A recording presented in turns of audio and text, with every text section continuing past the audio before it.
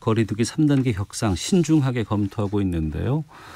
이 3차 대유행의 확산 때문에 큰 타격 입고 있는 자영업자, 소상공인들의 상황 좀 들어보겠습니다. 소상공인연합회 김임용 회장 직무대행 전화로 연결되어 있습니다. 안녕하십니까? 네, 안녕하십니까? 예. 요즘 현장에 계신 소상공인들 좀 만날 기회 있으실 것 같은데 어떤 상황 전하던가요? 글쎄 이게 영업정지 상황이 건국 이래 최초가 아니겠습니까? 네. 예, 영업정지, 영업 제한, 게다가 이제 연말 모임이 취소가 되면은 더 힘든 상황으로 갈 걸로 예상을 하고요. 네. 또한 최근에는 아예 집 밖에 외출을 기피하고 있지 않습니까? 예. 사무실도 이제 재택근무로 많이 돌아서면서 편의점 매출도 하락을 했고요. 네. 업종 하나가 어떤 업종이 힘들다고 얘기하는 게 아니고 전체가 다 힘든 상황이 처집니다. 네, 전체가 다 힘들다고 하셨는데 네. 이 상황이 꽤 오래됐었잖아요. 기복은 있었지만 네. 이 최근에 확산세로 이번 좀 구체적인 피해 같은 거 있으면 좀 소개를 해주신다면요. 그래서 제가 조금 전에도 말씀드렸지만 어떤 피해, 어떤 업종을 딱 집어서 얘기할 수 있으면 그게 좋겠습니다. 차라리 그게 낫겠다. 아이고. 예, 그 업종 외에 다른 업종은 괜찮다는 얘기 아니겠습니까? 예. 그래서 이제 대체로 전체가 다 힘들기 때문에 네.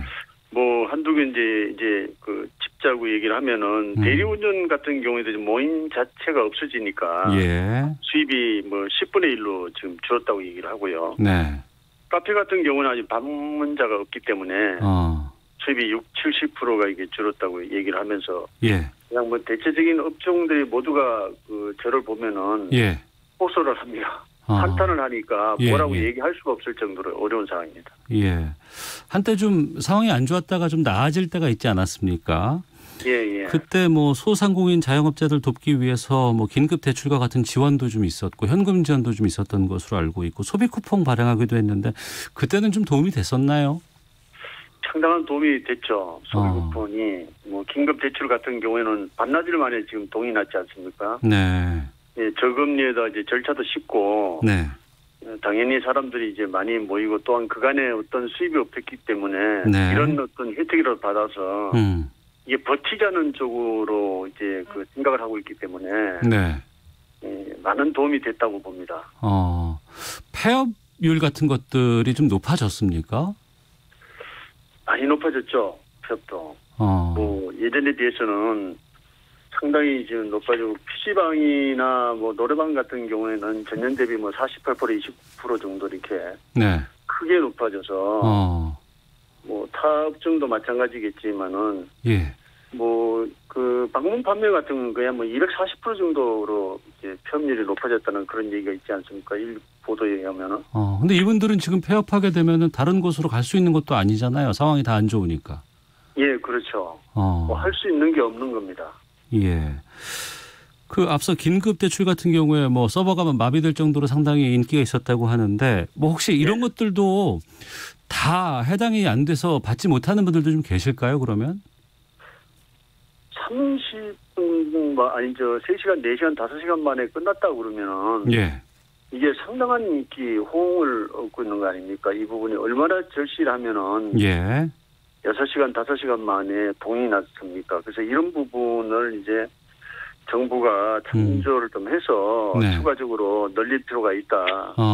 그런 말씀을 드리고 싶고 또 한 가지는 홍보를 좀 크게 해서 온라인이 안 돼도 오프라인 그러니까 컴퓨터를 하지 못하는 분들도 받을 수 있는 그런 홍보도 또 필요하고요. 이 부분은 점차적으로 많이 좀 넓혀갈 필요가 있다는 생각을 다시 한번 하고 또 저희도 정부에 건의를 드렸습니다. 예.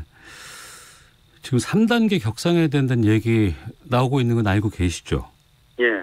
3단계 되면 대부분의 자영업자들이 지금은 제한적 영업하고 있습니다만 아예 문을 닫게 되거든요. 근데 또 일부 보도를 보면은 지금의 확산세가 잡힐 수 있다면 소상공인들도 3단계 받아들여야 한다 이런 보도들도 좀 나오곤 있는데 어떻습니까? 3단계에 대해서는 뭐라고 걱정하세요? 저도 개인적으로 짧게 굵게 갈 수 있으면은 하고 싶다는 생각을 합니다. 짧고 굵게 갈 수 있다면 이게 방역이 필요성이 있다 보면 당연히 받아들일 수밖에 없는 입장이고요. 예. 그 소상공인들에게는 아마 이게 결정타가 될 수도 있지 않습니까? 그래서 신중해야 할 필요가 있다는 생각을 하고요. 네. 무엇보다도 그러기 전에 이제 대책이 강구돼야 되는데. 네네. 독일에서는 셧다운하면서 평소 대비 그 매출액의 90%를 직접 보상을 했다는 얘기가 있지 않습니까? 아 그래요? 예. 그렇기 때문에 네. 저희도 생존권이 걸려 있는 문제이기 때문에 사전 뭐 대비 대책이 필요하지 않나는 그런 생각을 합니다. 그 말씀은 3단계 가서 짧고 굵은 조치를 통해서 이 상황이 위기가 해소될 수 있다 그러면 동의가 된다. 다만 그 전에 선제적으로 바로 가기 전에 무언가 소상공인들이나 자영업자들이 이걸 준비할 수 있는 대책이라든가 상황 같은 것들이 좀 마련돼야 되겠다. 이렇게 이해를 하면 되겠습니까? 예, 그렇습니다.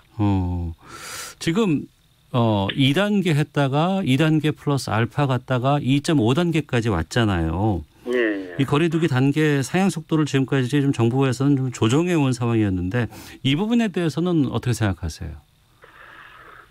상당히 현실적인 얘기로 저는 받아들이고요. 예. 전체적으로 이제 조정이 뭐 어떻게 했으면 이렇게 조정을 하면서 네. 노력을 했지 않냐는 그런 생각을 합니다. 그래서 경제적인 어떤 파급 효과를 봤을 때는 소상공인들에게 고려가 당연하다고 보고요. 예. 예산 사항이라든가 감안하면은 중요한 어떤 생존 대책을 세우기 위해서는 네. 그런 대책도 필요하다는 그런 생각을 합니다. 네, 청취자 지영아님께서 저는 개인 택시 기사입니다. 택시도 70% 감소입니다. 밤 9시 이후에는 빈차가 대부분이고요. 너무 힘듭니다. 그래도 힘을 내야겠죠라는 의견도 보내주셨는데 네. 지난주에 여당 정책간담회에 참석을 하셔서 여러 사항을 좀 건의했다고 들었습니다. 어떤 내용들 전달을 했는지 좀 소개해 주세요. 저희가 소상공인들에게 긴급 재난지원금을 신속하게 좀 지급해달라는 그런 말씀을 드렸고요. 네. 또 조금 전에 이제 말씀을 드렸던 그 2천만 원 긴급 대출 이제 총액 3천억을 가지고 반나절 만에 소진됐기 때문에 네네. 이 부분을 좀 확대할 필요가 있다는 그런 말씀을 드렸고요. 예. 그다음에 임대료 이제 직접 지원. 뭐 이건 전부터 저희가 이제 얘기했던 부분이고요. 예. 세금을 이제 가능한 한 모든 세제 감면이 좀 필요하다는 말씀도 드렸고요. 네. 비대면 유통구조 지원책이라든가 뭐 온라인 플랫폼 중개, 거래 공정화 법률 이런 등을 이제 지원을 했는데 요구를 했는데 네. 뭐 저희가 이제 한 얘기에 대해서는 정책을 반영하겠다. 또 열심히 연구를 하도록 하겠다. 검토하겠다는 네. 그런 긍정적인 말씀을 드렸습니다. 그러니까 긍정적으로 검토해 보겠다. 예. 긴급 재난지원금은 빠르면 빠를수록 좋을까요? 빠르면 좋지 않겠습니까? 많이 주는 게 더 좋겠죠.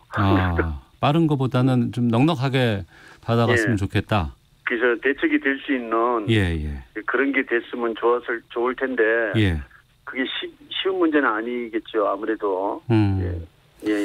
1차, 2차 긴급 재난지원금이 있었고 3차가 이제 또 내년 초 이걸부터 다 당겨야 된다. 설 전에 하다가 1월에 해야 된다. 뭐 이런 얘기들 나오고 있습니다. 예, 그렇습니다. 집행 방식이라든가 이런 걸 판단해 봤을 때 소상공인들에게 어떻게 집행되는 게 더 도움될 거라고 보세요?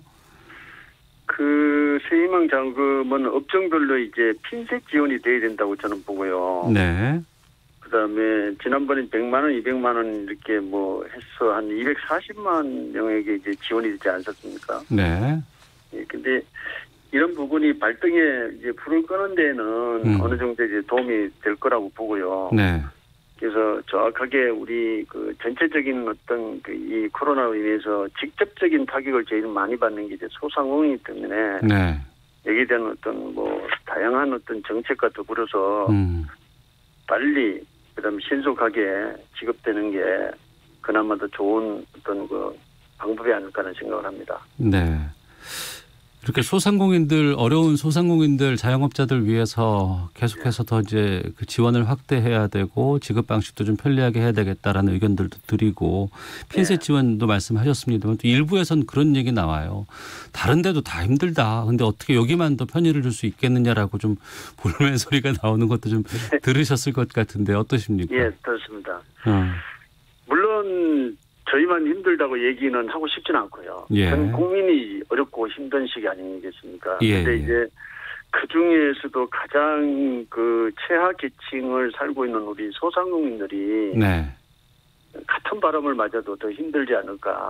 버틸 수 있는 힘이 없기 때문에 더 힘들다는 얘기를 드리는 거고요.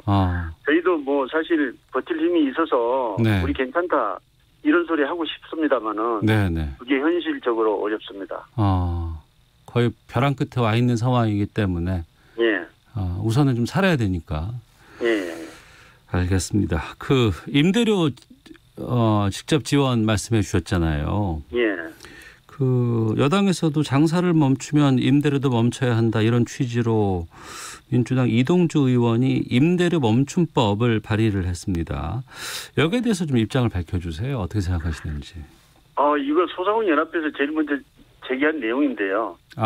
소상공인 연합회에서 제기를 하셨어요. 예. 지난번 여당과 간담회 때도 밝힌 내용입니다. 현만 멈춤이라는 그런 이제 이 용어를 사용했는데. 그 장사를 못하게 되면은 임대료라든가 대출 이자, 뭐 전기세, 수도세, 인건비, 세금까지 전부 멈춰야 되는 거 아니냐. 근데 이게 그냥 다 지나가고 있거든요. 그래서 이런 부분이 아마 우리 소상공인들이 가장 숨쉬기 힘든 부분이 아닌가. 그래서 임대료 부분은 제가 초창기 그 1차 아마 그 대통령 3월 달인가 기억이 납니다만은. 제1차 청와대 그 경제 회의 때 가서 제가 이 말씀을 그때부터 건의를 드렸던 부분이에요. 그래서 지금 뭐 이런 얘기 하시는 부분은 참 취지가 좋다는 생각을 저희는 합니다. 한때 그 착한 임대료 지원법 이렇게 해서 여러 가지 정책들이 좀 있었는데 그게 별 실효성은 좀 없었나요? 우리 중소벤처부의 박영선 장관님하고 저희가 직접 그 시작을 했는데. 그게 공공기관 외에는 일반인들이 사실 뭐 그 협조가 좀 약해서. 우리가 그 조사에 의하면은 80% 이상은 임대료는 지금 그냥 그대로 이제 그 현행대로 진행이 되고. 지금 내려준 데는 한 13% 정도밖에 안 되고요. 그다음에 올린 데도 5.5%가 나와 있어요. 이 상황에서 올린 곳도 있어요, 임대료? 이렇게 조사가 나와 있는데 이게 사실 물론 임대인들도 힘이 드시겠지만은 이건 같이 공동 어떤 고통 분담을 해야 된다는 그런 생각을 저는 가지고 있습니다. 그 수입이 없고 매출이 없는데 그러면 그 임대료 감당을 어떻게 하신답니까? 그래서 이제 조금 전에 얘기했던 대출 부분 빚내서 버티는 거죠. 가게를 우선은 지켜야 되니까 유지는 시켜야 되니까 하지만 임대료는 계속 나가야 되고 이 임대료가 계속 나가는 건 글쎄 임대료 내려고 대출을 받는 거군요. 그렇죠. 참 가게를 부동산에 내놔도 이게 매매가 안 되지 않습니까? 지금 상황에서는. 그게 어쩔 수 없이 버티고 있는 상황이라고 보시면 되겠고요.